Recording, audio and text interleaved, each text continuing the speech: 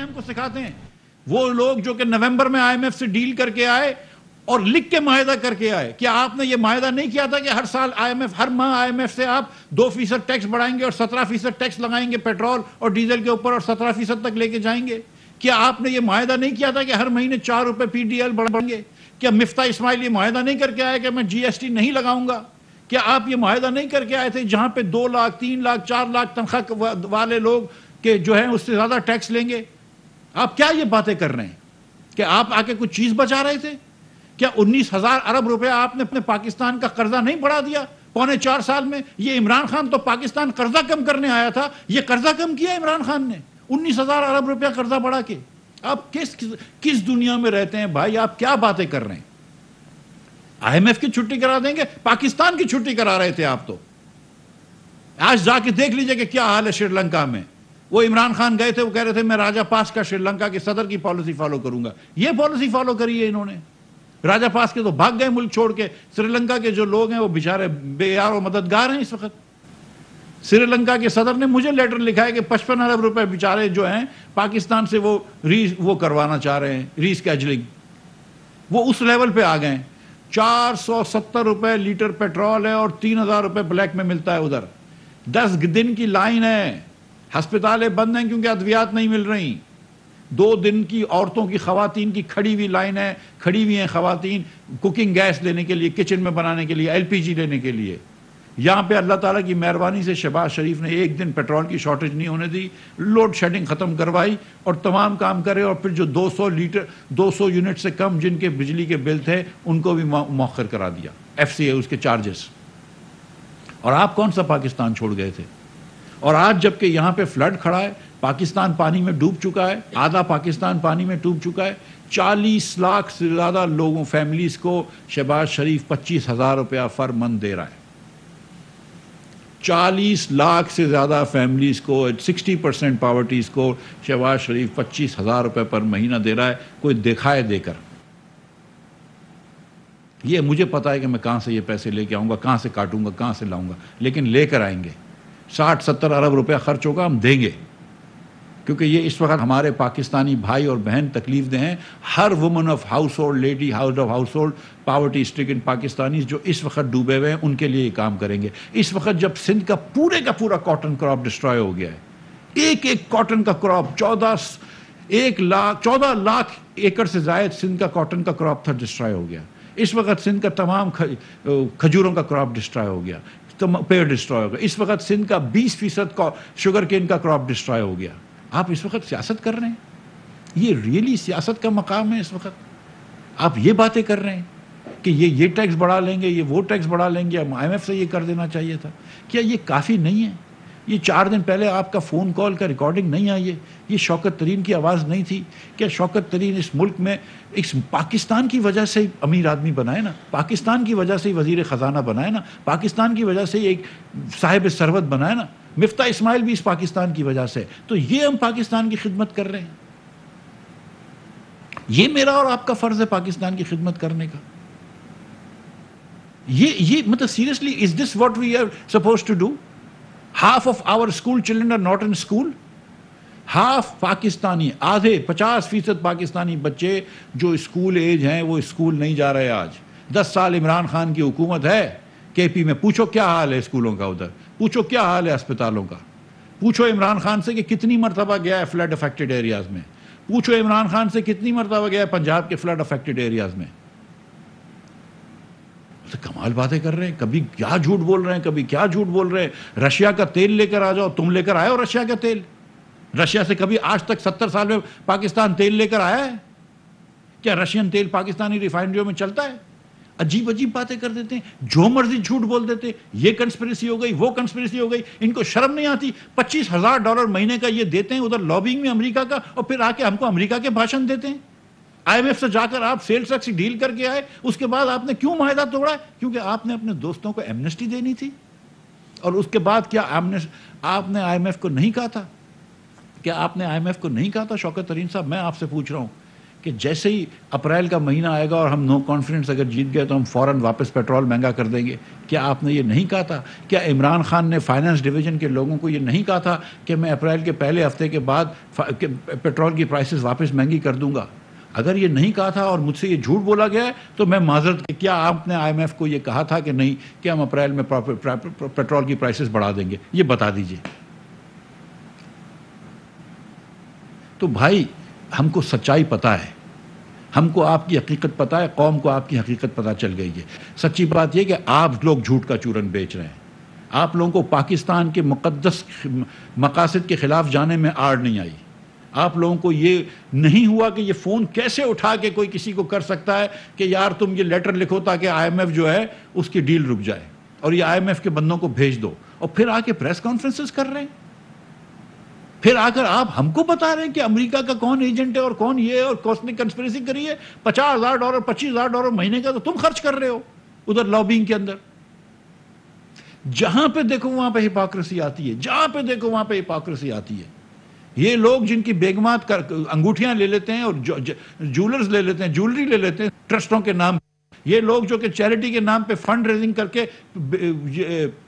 Political parties میں استعمال کر لیتے ہیں، یہ لوگ جو اپنے پولیٹیکل پارٹیز کے ورکر کو بولتے ہیں کہ یہ اتھورائز نہیں تھا، وہ اتھورائز نہیں تھا، یہ لوگ جو کہ پولیٹیکل پارٹیز کے فنڈز کے اندر ہیرا پھیری کر لیتے ہیں اور پرسنل استعمال کر لیتے ہیں، یہ ہم کو سبق دیں گے پاکستان کی پیٹریٹزم کا؟ یہ ہم کو سبق دیں گے ایمانداری کا؟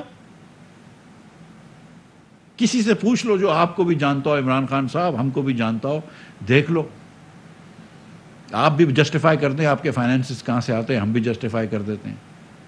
بتا دیجئے کیا مسئلہ ہے اس میں؟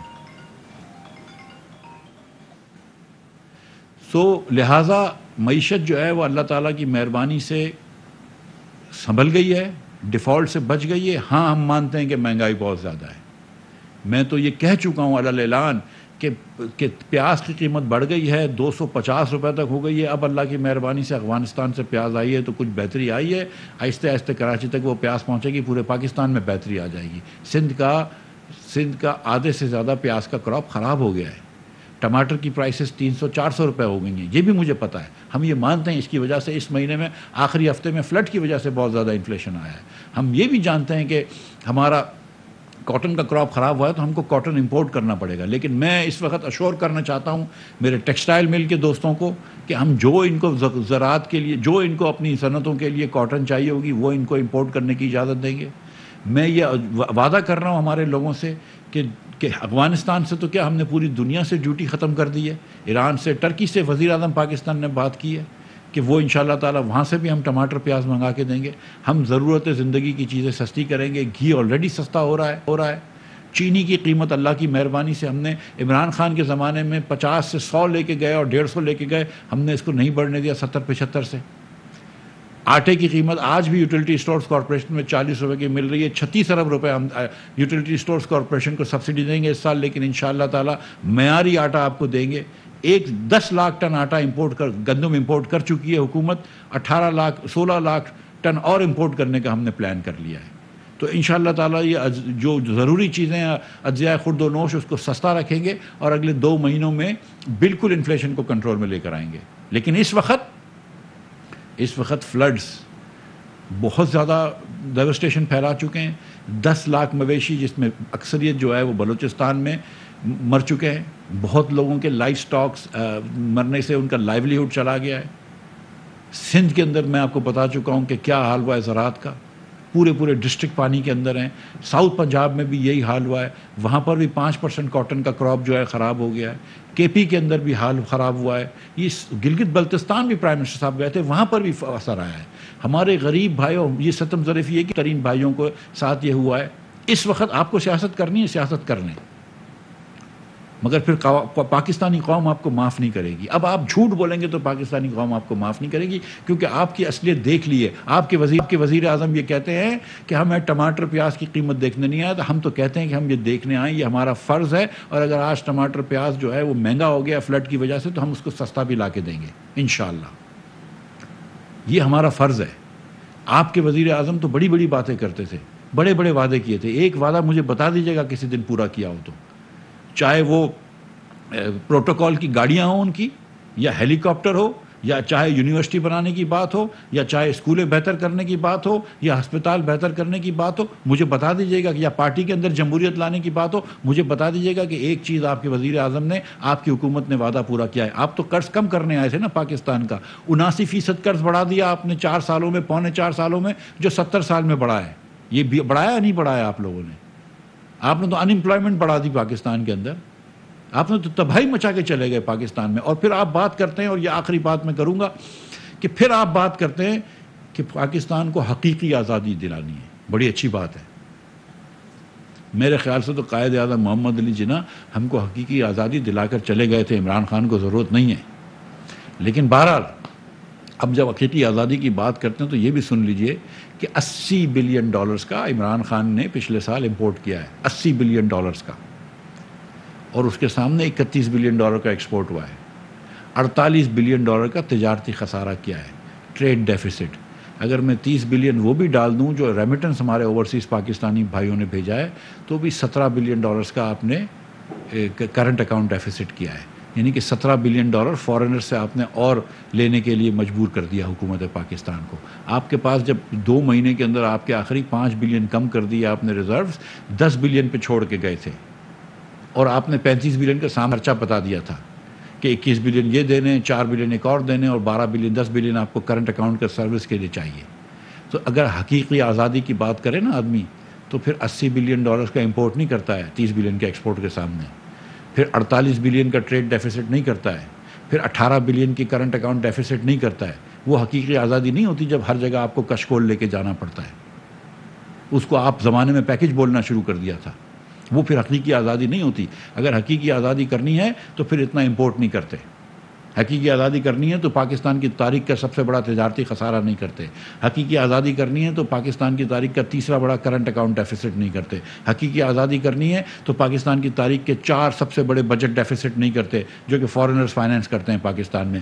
حقیقی آزادی کرنی ہے تو 4 سال کے اندر، پونے 4 سال میں 80% پاکستان کا سود نہیں بڑھاتے۔ حقیقی آزادی کرنی ہے تو 1500 سے بڑھا کے 3000 ارب روپے تک کا سود نہیں لے کے آتے۔ حقیقی آزادی کرنی ہے تو یہ تیور نہیں ہوتے جو آپ کے تھے۔ حقیقی آزادی کرنی ہے تو ہر سال tax to G D P ratio کم نہیں ہوتا۔ حقیقی آزادی کرنے والے 5000 ارب روپے کا، 5500 ارب روپے کا خسارہ کر کے جاتے ہیں۔ پاکستان مسلم لیگ کی حکومت تھی، 5 سال میں ہمارا ایوریج ڈیفیسٹ 1600 ارب روپے تھا۔ آپ کی حکومت آئی، 4 سال کے اندر آپ کا ایوریج ڈیفیسٹ 3500 روپے سے زیادہ تھا، ارب روپوں سے زیادہ تھا، ہم سے ڈبل سے زیادہ تھا۔ یہ حقیقی آزادی ہے جب آپ کو دنیا سے جا کے پیسے لینے ہوتے ہیں؟ یہ ہم کو آپ سکھا رہے ہیں؟ دیکھ لیجئے آپ کا 4 سال کا کرنٹ اکاؤنٹ ڈیفیسٹ اور ہمارے 5 سال کا کرنٹ اکاؤنٹ ڈیفیسٹ۔ آپ کیا باتیں کرتے ہیں؟ ادھر آ کے جھوٹ بولنا آسان ہوتا ہے، اب دنیا آپ کے اوپر ہنستی ہے۔ ادھر آ کے آپ کی فون کی ریکارڈنگیں بج رہی ہوتی ہیں، جس کی ریکارڈنگ کھولو کبھی جولری کا چوری ہو رہی ہے، کبھی جولری کسی سے مانگ رہے ہیں، کبھی توشہ خانے کی گھڑیاں بیچ دیں، کبھی لینڈ کسی سے لے لیا، کسی کو 190 ملین پاؤنڈ واپس کر دیے۔ کوئی قسم کی کیوں واپس کرے 190 ملین پاؤنڈ؟ سمجھائے نا خان صاحب، آ کے آئے نا ایک پریس کانفرنس اس پہ بھی کرے نا۔ یہ بڑی حقیقی آزادی کی بات کرتے ہیں، ملک ریاض سے تو آزاد ہوئے نہیں ہیں آپ کیا بات کرتے ہیں؟